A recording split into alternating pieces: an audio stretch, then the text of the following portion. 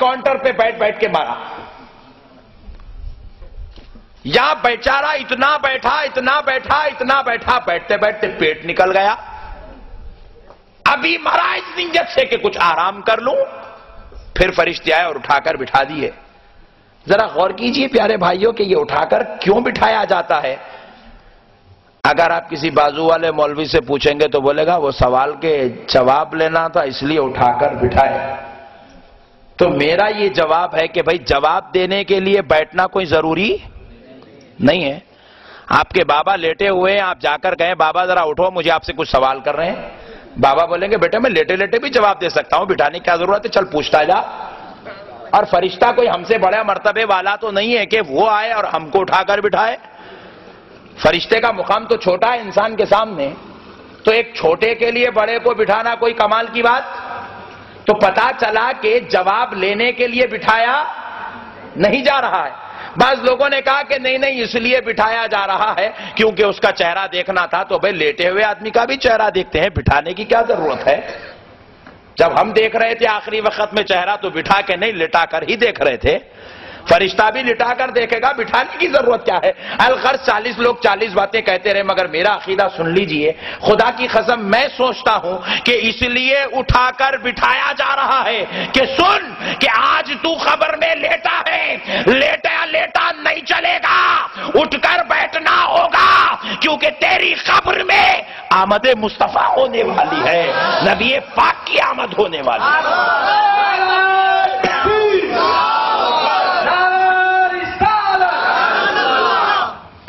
इसीलिए नबी पाक के कलाम पर भी कुर्बान जाए, कितनी हिकमत वाला कलाम है। फयुखरी दानिही का लफ्ज मुस्तफा ने पहले बयान किया और अपने बारे में पूछे जाने वाले का सवाल का तज़किरा बाद में बयान फरमाया। पहले बिठाया जाएगा फिर मेरे बारे में पूछा जाएगा, पहले बिठाया जाएगा फिर मेरी सवारी आएगी, फिर मुझे वहां मेरे बारे में सवाल किया जाएगा। अब एक बात और नौजवानों, तुम्हारे अकीदों को मजबूत करने पूछता हूं कि बताओ, हम मस्जिद में लेकर मय्यत को गए थे, नमाज जनाजा पढ़े थे, फातिहा दिए कि नहीं दिए? मय्यत पे फातिहा दे दिए, ये तो मय्यत की फातिहा हो गई ना भाई।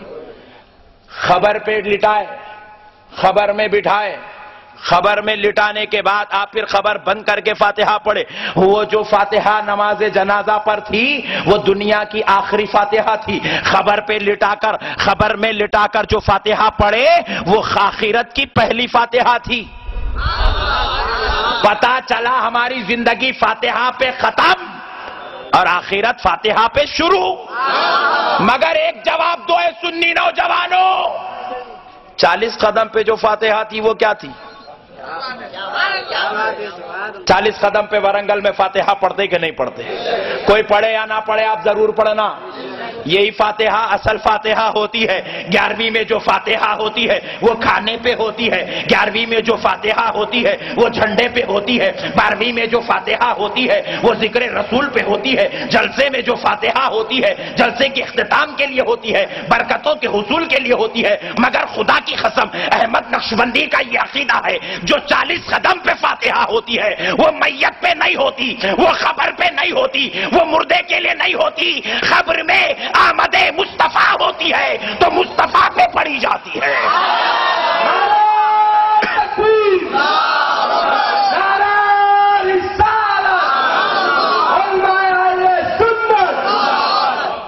हर फातिहा का ताल्लुक किसी और से होगा, मैयत वाली फातिहा का ताल्लुक जो 40 कदम पे होती है वो बराह रास्त आमदे मुस्तफा पर दरबारे मुस्तफा में पेश की जाती है। प्यारे बुजुर्ग और दोस्तों, कुर्बान जाएं, हबीब पाक इरशाद फरमाते हैं तुम बस मस्जिद को लिटाकर चलते हो हम आ जाते हैं। कुर्बान जाएं। प्यारे बुजुर्ग और दोस्तों, अब जरा गौर कीजिएगा, हबीब पाक नबी करीम सल्लल्लाहु अलैहि वसल्लम की आमद होती है। हुजूर फरमाते हैं पूछा जाएगा माकुंता तखूल, लफ्ज पर भी गौर कीजिए, हदीस पाक के अल्फाज है और ये इतनी ठीठ हदीस है अहले हदीस भी इनकार नहीं कर सकते। یہ الگ بات ہے کہ وہ حدیث والے اپنے کو کہتے ہیں مگر حدیث مانتے نہیں ہیں، بڑی شریر طبیعت کے مالک ہیں، اور کیسی انٹرنیشنل حدیثیں لاتے ہیں دیکھیے، سنیں گے تو آپ بھی ششدر اور پریشان ہو جائیں گے، یہ کہاں سے حدیث لا لی ہے۔ میں مسجد میں نماز پڑھا رہا تھا تو وضو خانے کے پاس وضو کرنے کی غرض سے بیٹھا، امامت کے دور میں بیٹھا وضو کر رہا تھا، ایک چاچا گئے، ضرورت سے فارغ ہوئے آئے، بازو ایک نل سے پانی ہاتھ میں لیے، کرتا اٹھا کے مار لی۔ میں پریشان ہو گیا، بولا یہ کیا ہے بھائی نیا سسٹم، امریکہ بھی جہاں شرما جائیں وہاں یہ چاچا پیدا ہو جائے۔ میں نے پوچھا چاچا اتنی انتہا درجے کی بےہودے پنی کی حرکت کہ سب لوگ اندر کرتے ہیں اور تم باہر، سب کپڑے نکال کر اور تم کپڑوں پر سے پوچھے مولانا آپ کو نہیں معلوم؟ بولا مجھے نہیں معلوم بھائی، یہ ڈپلیکیٹ اسرائیل کے اور جاپان کے باتیں مجھے کیا معلوم۔ تو بولے مولانا آپ کو معلوم ہونا چاہیے، آپ عالم ہیں، یہ حدیث میں ہے۔ بولا اماں یہ حدیث کہاں سے نکال کے لایا بھائی، کرتے اٹھانا پانی مارنا یہ حدیث کہاں سے نکلی رے بھائی؟ نبی کے دور میں کرتا بھی عجیب تھا اور تیرا کرتا عجیب ہے، تو یہ طہارت لینے کا یہ سسٹم کہاں سے؟ بولے مولانا حدیث میں، یہ جو گندا کام کرے سمجھے حدیث میں ہے۔ تو میں نے کہا نادان، تجھے تیری حدیث مبارک، تو حدیث پڑھتا رہے، تجھے ایسی حدیثیں ملتی رہے، اور ہم حدیث پڑھے تو احمد مصطفیٰ والی حدیث ملتی رہے۔